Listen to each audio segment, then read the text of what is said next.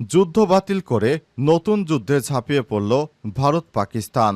আর এরই মাঝে আমাদের হাতে এসেছে যুদ্ধের সবথেকে গুরুত্বপূর্ণ আপডেট সংবাদ। প্রথমেই জানাবো, সিএনএনের দাবি পাকিস্তানের শক্তিশালী আঘাতে ভারত প্রথম যুদ্ধবিরতির প্রস্তাব দেয়।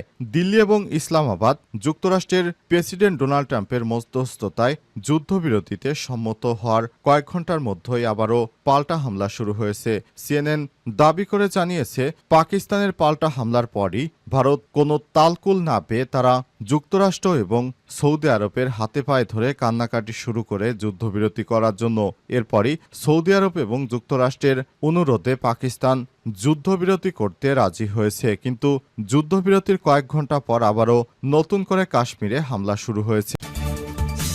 এরপর জানাবো, ভারতের S-400 ধ্বংসের দাবি পাকিস্তানের। ভারতের অত্যাধুনিক আকাশ প্রতিরক্ষা ব্যবস্থা এয়ার ডিফেন্স সিস্টেম S-400 ধ্বংসের দাবি করেছে পাকিস্তান। এতেই ভারত নাস্তানাবুদ হয়ে পড়েছে। এছাড়াও ভারতের বিভিন্ন সামরিক ওয়েবসাইটগুলো পাকিস্তান বাতিল করে দিয়েছে। জানাবো, পাকিস্তানের প্রশংসা করলেন চীনের পররাষ্ট্রমন্ত্রী। সামরিক স্থাপনায় হামলা, পাল্টা হামলার মধ্যে আজ যুদ্ধবিরতি ঘোষণা দিয়েছে ভারত ও পাকিস্তান। এরপরই চীনের পররাষ্ট্রমন্ত্রী ইয়াংই পাকিস্তানের প্রশংসা করেছেন। তিনি বলেন, পাকিস্তান যে ধরনের বড় আক্রমণ থামিয়ে দিয়েছে সত্যি প্রশংসার দাবিদার, এবং পাকিস্তান একা নয়, এই যুদ্ধে পাকিস্তানের পাশে আসে চীনের সরকার। জানাবো, দক্ষিণ এশিয়ায় সংঘাতের নতুন অধ্যায়, ভারত পাকিস্তান ড্রোন যুদ্ধ। প্রথমবারের মতো ড্রোন যুদ্ধে জড়ালো দক্ষিণ এশিয়ার পারমাণবিক শক্তিধর দুই প্রতিবেশী রাষ্ট্র ভারত ও পাকিস্তান।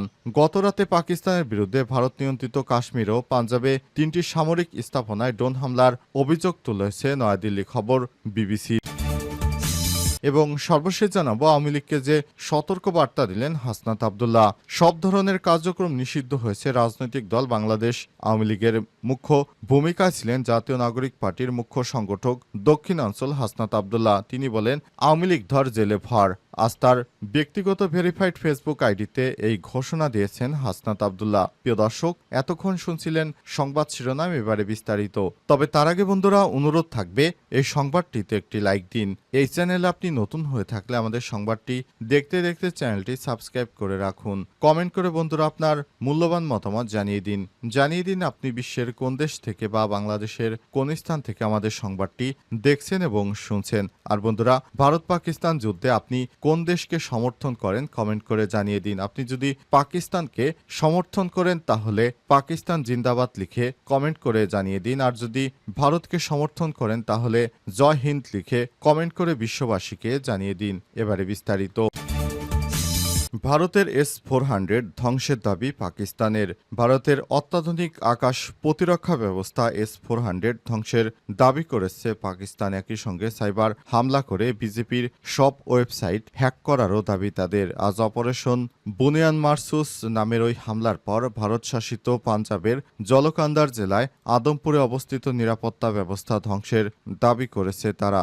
এদিন হামলা শুরুর পর থেকে একের পর এক সাফল্যের দাবি করে আসছে পাকিস্তান। S-400 বিমান প্রতিরক্ষা ব্যবস্থা ভারত কিনেছিল রাশিয়া থেকে। দাম প্রায় $1.5 বিলিয়ন বা বাংলাদেশি টাকায় 1500 কোটি টাকা। তবে আকাশ প্রতিরক্ষা ব্যবস্থা ধ্বংসের দাবির সত্যতা নিশ্চিত করতে পারেনি বিবিসি। আর এ নিয়ে কোনো মন্তব্য করেনি ভারত। তার মানে ভারত যেহেতু মন্তব্য করেনি, তাদের সেই সিস্টেমটি ধ্বংস হয়ে গেছে। আবার অনেকেই বলছেন আরেকটি S-400 সিস্টেম তারা চিকেন নেগে মোতায়েন করেছে। বাংলাদেশ ও চীনের ভয়ে তারা এই ধরনের পদক্ষেপ নিতে শুরু করেছে। যুক্তরাষ্ট্র জানিয়েছে দুই দেশ যুদ্ধবিরতিতে সম্মত হয়েছে। তবে এখনো দুই দেশের মধ্যে সেই ধরনের কোনো প্রতিক্রিয়া দেখা যাচ্ছে না। দুই রাষ্ট্র যুদ্ধবিরতি ঘোষণা করেছে কিনা সেটি এখনো দেখা সময়ের বিষয়। কারণ যুদ্ধবিরতির পরও দুই দেশের মধ্যে হামলা পাল্টা হামলা চলছে। যে কোনো সময় বড় ধরনের সংঘাত দেখা দিতে পারে। এছাড়াও ভারত যেহেতু সিন্ধুর পানি চুক্তি স্থগিত করে রেখেছে, সুতরাং এই যুদ্ধ আরও দীর্ঘস্থায়ী হওয়ার আশঙ্কা তৈরি হয়েছে। পাকিস্তানের শক্তিশালী জবাবের পরই ভারত প্রথম যুদ্ধবিরতির প্রস্তাব করে।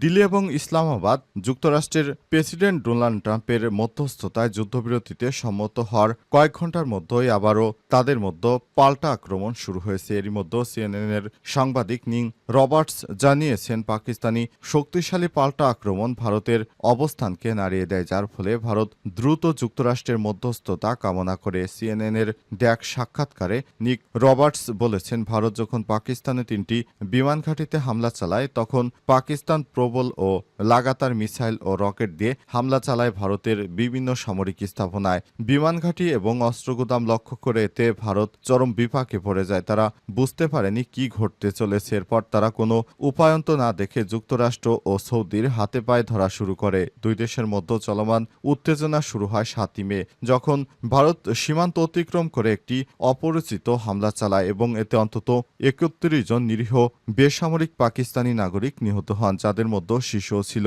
এর জবাবে পাকিস্তান 5টি ভারতীয় যুদ্ধ বিমান ধ্বংস করে ফেলে। এরপর গতকালই তাদের 2টি রাফাল যুদ্ধ বিমান আবারও ভূপাতিত করে পাকিস্তান, যার মধ্যে প্রথম দিন ছিল 3টি রাফাল, আবার গতকাল 2টি। এছাড়াও রাশিয়ার তৈরি 2টি মোট 60টি যুদ্ধ বিমানকে এবং ড্রোনকে গুলি করে ভূপাতিত করেছে পাকিস্তান সেনাবাহিনী। এ সময় ভারতের বেশ কিছু ড্রোন পাকিস্তানের আকাশ সীমায় পাঠায়, যেগুলোর মধ্যে প্রায় 80টি গুলি করে ভূপাতিত করেছে পাক সেনারা। এরপরই ভারত কোনো উপায়ন্ত না দেখে দুই দেশের মধ্যে চলমান সংঘাত নিরসন করার জন্য যুক্তরাষ্ট্র ও সৌদি আরবের কাছে হাত পাতে এবং অবশেষে যুদ্ধবিরতিতে পাকিস্তানকে রাজি করেছে এই দুই দেশ।